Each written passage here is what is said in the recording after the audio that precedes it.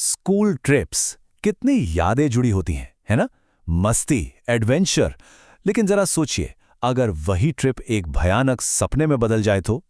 आज हम एक ऐसी ही कहानी को समझने वाले हैं जहां दोस्ती और एडवेंचर का सामना एक ऐसे खतरे से होता है जो सबकी जिंदगी हमेशा के लिए बदल देता है। कहानी की आखिरी लाइन से ही शुरू करते हैं। काश ये बात इन तीनों दोस्तों को पता होती। ये एक ऐसी लाइन है जो हमें सोचने पर मजबूर कर देती है। आखिर उन्हें ऐसा क्या पता होना चाहिए था? बस यही सवाल हमें उस भयानक रात की तरफ ले जाता है जिसके बारे में हम आज बात करने वाले हैं। तो चलिए शुरू से शुरू करते हैं। सब कुछ बिल्कुल नॉर्मल था। एक आम सी स्कूल ट्रिप जिसमें सब बच्चे हंस खेल रहे थे, बहुत उत्साहित थे।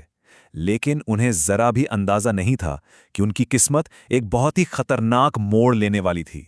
तो हुआ ये कि प्लान तो था शिमला जाने का, एक मज़ेदार ट्रिप, लेकिन किस्मत को कुछ और ही मंजूर था। रास्ते में अचानक बस खराब हो गई। अब क्या करें? मजबूरी में उन्हें पास के एक सुनसान से होटल में रात गुजारनी पड़ी, एक ऐसी जगह जो घने जंगलों के बीच छिपी हुई थी। अनजाने में वो एक अंधेरी दुनिया की दहलीज पर आ खड़े हुए थे। और इस कहानी के सेंटर में हैं तीन दोस्त, आयु, अमन और रोहन। तीनों एक ही कमरे में रुके थे और इस अनचाहे पड़ाव को लेकर काफी एक्साइटेड थे।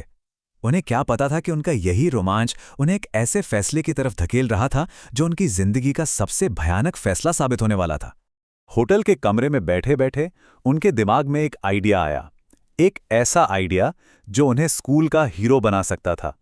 पर वो इस बात से अनजान थे कि ये हीरो बनने का शौक उन्हें मौत के मुंह में धकेलने वाला था। उनकी प्रेरणा? होटल की खिड़की से उन्होंने जंगल के बीच में एक रहस्यमयी झील देखी। उन्हें याद आया कि पिछली ट्रिप पर कुछ लड़के ऐसे ही रात में घूमकर स्कूल में कैसे लीजेंड बन गए थे। बस इसी शोहरत की चाहत ने उन्हें उस अंधेरे जंगल की तरफ खींच लिया। ये सवाल अपने आप में एक चेतावनी जैसा लगता है। ये कहानी का वो मोड़ है जहां से दोस्तों का मजाक एक भयानक दुस्वप्न में बदलने वाला था। और जैसे ही उन्होंने जंगल में कदम रखा ना, माहौल बदल गया। हवा ठंडी हो गई, पेड़ों की सरसराहट अब डरावनी लगने लगी। उनका रोमांच बहुत जल्द एक बुरे सपने की शुरुआत में तब्दील हो गया। और यहां से सब कुछ बिखरने लगा। जो झील होटल से पास दिख रही थी वो असल में मीलों दूर थी। ठंड बढ़ने लगी, फोन का सिग्नल गायब हो गया और उन्हें एहसास हुआ कि वे भटक चुके हैं। लेकिन असली खौफ तब शुरू हुआ जब उन्होंने पीछे मुड़कर देखा और पाया कि रोहन गायब है। रोहन को ढूंढते हुए उन्हें एक अजीब आवाज सुनाई दी, जैसे कोई जमीन खोद रहा हो। जब वे झाड़ियों के पीछे पहुंचे तो जो मंजर उन्होंने देखा उसने उनके होश उड़ा दिए। वो रोहन था जो अपने नंगे हाथों से पागलों की तरह एक गड्ढा खोदे जा रहा था। जब उन्होंने रोहन का नाम पुकारा तो वो उनकी तरफ पलटा, लेकिन जो चेहरा उनकी ओर घूमा वो उनके दोस्त का नहीं था।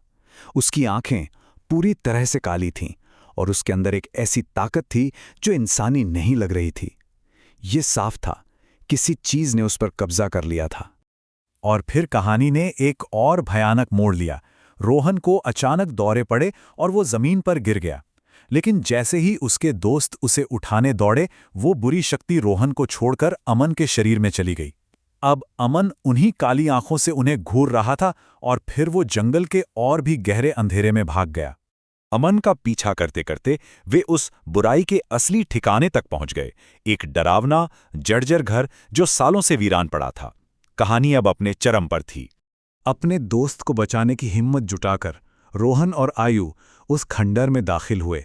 हर तरफ खामोशी और अंधेरा था और उन्हें जरा भी अंदाजा नहीं था कि उस दरवाजे के पीछे कौन सी भयावह चीज उनका इंतजार कर रही है। अंदर का नजारा उनके रोंगटे खड़े कर देने वाला था। अमन बेहोशी की हालत में हवा में तैर रहा था और उसके सामने एक बूढ़ी औरत खड़ी थी जो उससे कुछ कह रही थी। उसका चेहरा भयानक था, काली आंखें, सफेद बिखरे बाल और त्वचा जो हड्डियों के ढांचे पर लटक रही थी। जब उन्होंने भागने की कोशिश की तो उस बूढ़ी औरत ने उनका पीछा किया। जिस तरह वो सीढ़ियों से नीचे उतरी उसे शब्दों में बयां करना मुश्किल है। ऐसा लग रहा था जैसे कोई कीड़ा रेंग रहा हो। उसके इस अमानवीय हरकत ने उनके डर को और भी बढ़ा दिया। अपनी जान बचाने के लिए भागते हुए वे आखिरकार उसी झील के किनारे पहुंच गए जहां वे शुरू में आना चाहते थे। कितनी दुखद विडंबना थी। जो जगह उनके लिए रोमांच का प्रतीक थी, अब वही उनकी मौत का जाल बन चुकी थी। कहानी अब अपने दुखद अंत पर पहुंच रही है। अब समय है उस काले इतिहास को जानने का जिसने इस पूरी भयावह घटना को जन्म दिया। उस रात का अंत विनाशकारी था। आयु किसी तरह झील से बच निकलने में कामयाब रहा, लेकिन उसने अपने दोस्त रोहन को अपनी आंखों के सामने डूबते देखा। जब अगली सुबह उसकी आंख खुली तो वह होटल में था और बाहर उसके दोनों दोस्तों रोहन और अमन की लाशें पड़ी थीं।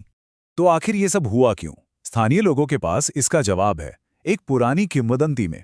वे बताते हैं कि सालों पहले इस जंगल में एक बूढ़ी औरत शांति से रहती थी, लेकिन कुछ ग्रामीणों ने लालच में आकर उसकी हत्या कर दी और उसके शरीर को उसी झील में फेंक दिया। कहा जाता है कि आज भी उसकी आत्मा बदला लेने के लिए भटकती है और हर उस इंसान को सजा देती है जो उसके इलाके में घुसने की हिम्मत करता है। और ये हमें एक अंतिम सवाल पर छोड़ जाता है, क्या किंवदंतियां सिर्फ मनगढ़ंत कहानियां होती हैं, या फिर वे उन असली खतरों की चेतावनियां हैं जिन्हें हम नजरअंदाज कर देते हैं? ये कहानी हमें लोक कथा और एक बहुत ही वास्तविक खतरनाक खतरे के बीच की धुंधली रेखा पर सोचने के लिए मजबूर करती है।